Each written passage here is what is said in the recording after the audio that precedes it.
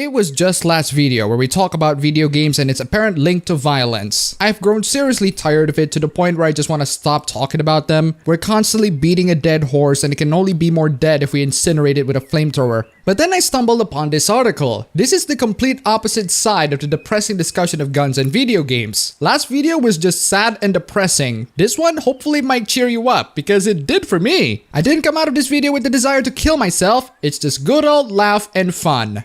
Kids getting rid of video games to send a message against violence, as one South Florida school says, challenge accepted. Ah, yes, kids, throw out those video games. Show the world that you're gonna be productive members of society by throwing out violent entertainment that is clearly not for you in any way, shape, or form. Let's pause for a bit here, ladies and gentlemen, and take a look at some of the video games that they're throwing. You have WWE 2K16, which according to some of my wrestling fans, they've made it a lot more scripted and family friendly compared to the past, which probably explains the T rating there. And then you have Call of Duty Advanced Warfare, which is rated M, so the fact that you own the game without your parents' supervision is something that is very questionable. Next you have Battlefield 1, which I find quite interesting that kids are interested in World War I games. And then of course GTA 5, a game that still sells very well even to this day. Slowing down for a bit and you can clearly see what appears to be Black Ops 3 on the PS3, which I legitimately forgot that there was a Black Ops 3 in the first place. And apparently there are rumors that Black Ops 4 will be released on this year, except it's 4 I's instead of I and V, so that Black Ops 5 can complete the tally mark.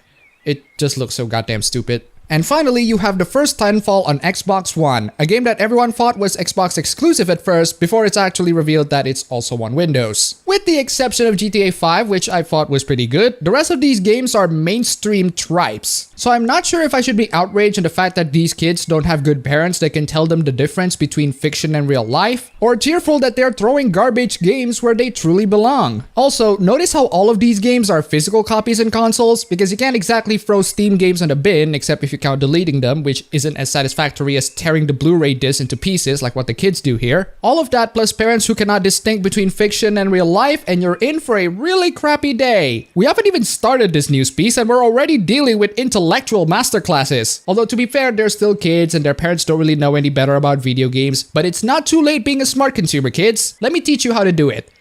Donate to my PayPal and Patreon. Huge thanks to Nonya Mofo Lamau and Reverse Flash for the pledge on Patreon, and Christopher for the donation on PayPal. You guys are fantastic. I have a pledge that says I will not play violent video games. You actually wrote that on a piece of paper. I pledge to not play violent video games. Except Angry Birds.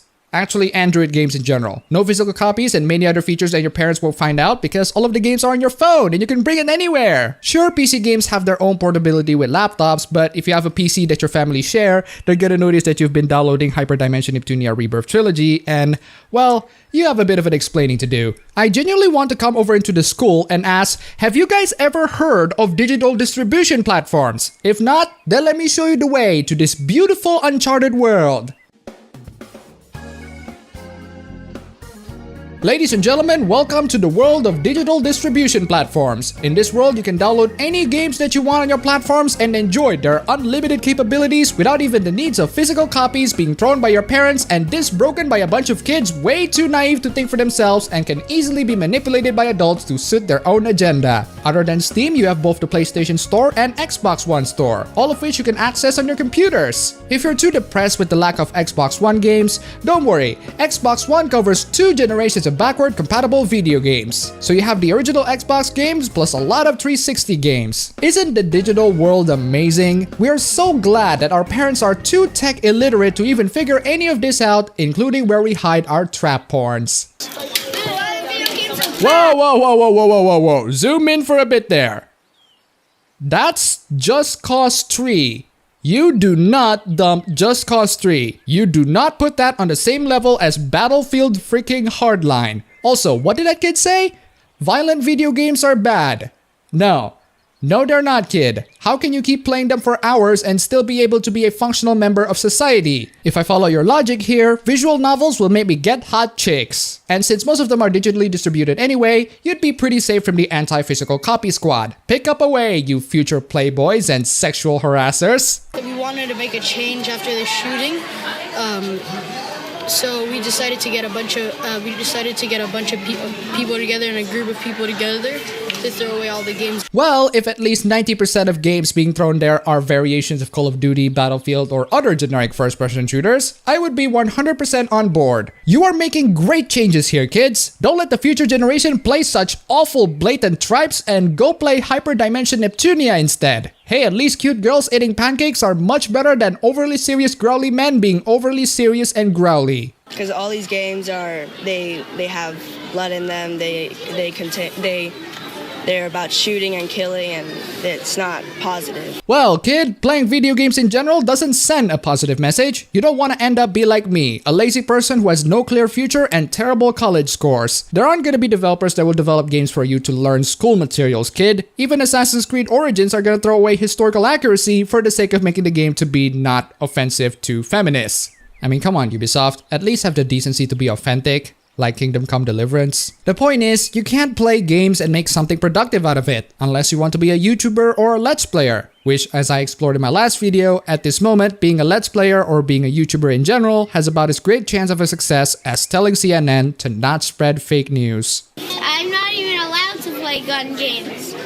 My parents don't let me, so all I play is sports games. Ah, yes. Go play those sports games developed by EA. If you can't find friends to play with, you can go to the Ultimate Team mode and waste tons and tons of money in the microtransactions. Or how about you play sports games developed by Konami, where the PC port is consistently garbage, and even if you don't play on PC, they haven't given any effort to license the Premier League, and there are tons and tons of filthy hackers and cheaters ruining your experience. Why are the two soccer games being developed by two of the biggest corporate devils in gaming history? It's very hard for kids nowadays to push back. All they receive from the outside, even from games, is violence. All they receive from the outside is violence. Which is why you, as a parent, has a job to tell your kids that violence in video games is not the same as violence in real life. You can kill people in video games and get away with it, but not in real life, because video games are fictional, a concept that I'm very sure kids above the age of 10 are capable enough to understand. Also, if you're buying your kids Call of Duty, not only you're a bad parent for not noticing the M rating, but you're also a bad parent for raising your children in such awful mainstream tripes. But I can't blame the parents though, they're just not fans of video games and have zero idea about video games, which is why they're the perfect sorts of people to talk about video games. Let's ask these people who have no idea about video games, are not fans of video games, and have zero understanding of the medium about how video games are violent and giving kids bad messages. Excellent work, humanity! I hope you choked to death with a taste of your own ignorance. I just don't see any real benefit to these kind of video games in our society. I mean, I know that they're kind of fun to play, but they don't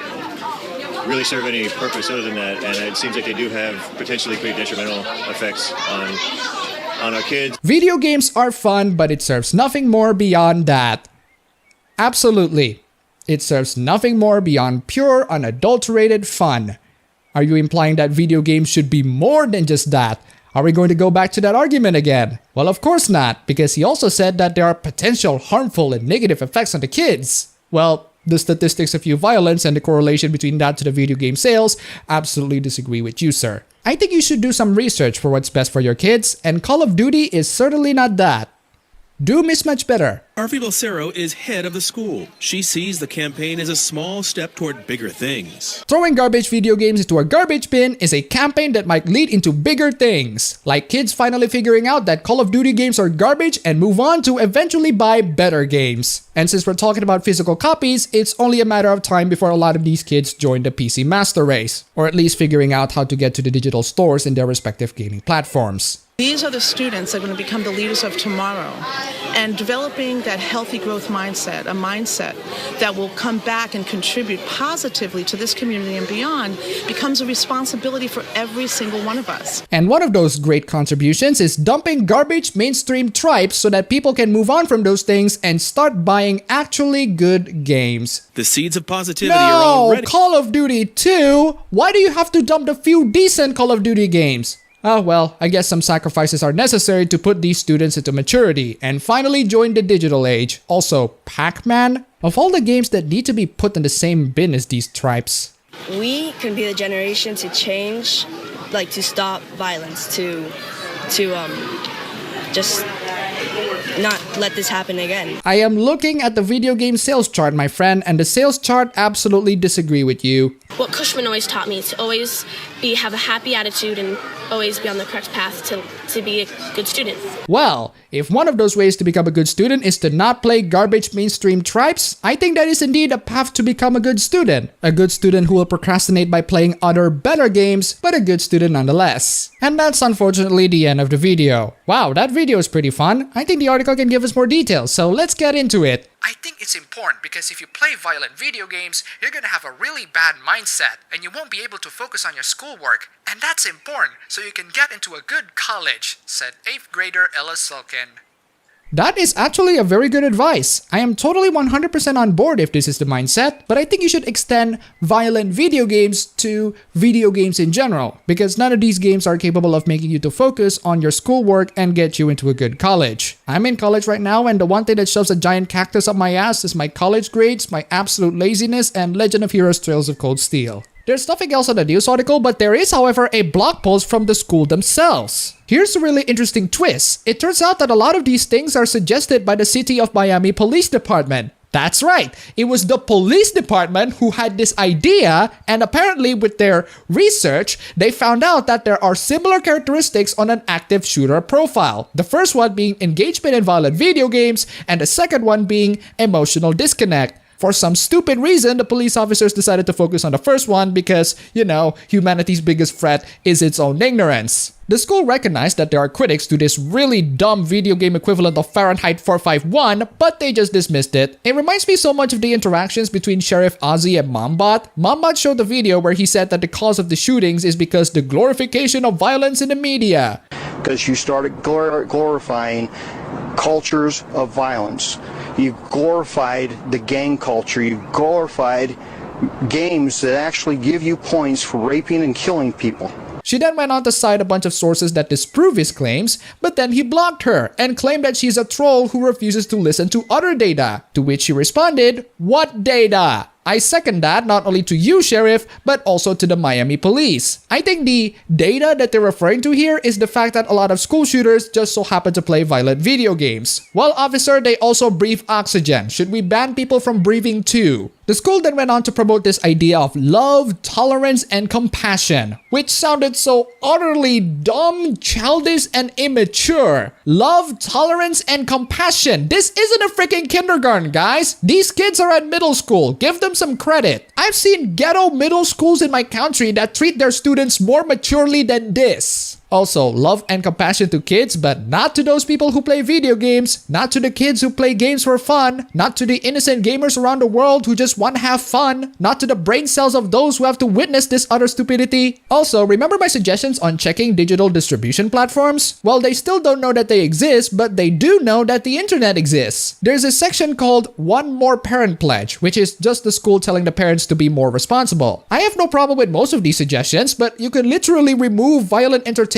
out of the equation, because you can still have children that play mature rated games and still come out as normal human beings if they're parented well. My little brother plays a lot of violent video games, watch violent content, and he somehow managed to score first in his entire middle school and be a good student. Do you know why? Because he has good family, parents, and a brother who taught him about the valuable lessons of life, like video games are fictional and not real. So what can we learn from this entire thing? Well, we can learn that parents don't know this thing called digital copies. We learn that kids are still playing absolute mainstream tripes who's better off in the garbage bin anyway. And we learn that video games are harmful to society, and harmful in the sense that it's going to make your grades bad and your future sucks if you play too much. Not harmful in the sense that they're going to make you to be the next school shooter. So kids, don't play a lot of video games, or do play a lot of video games.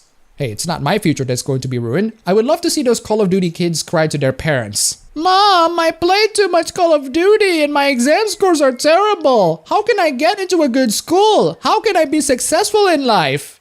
Don't worry, kid. I'll tell you how.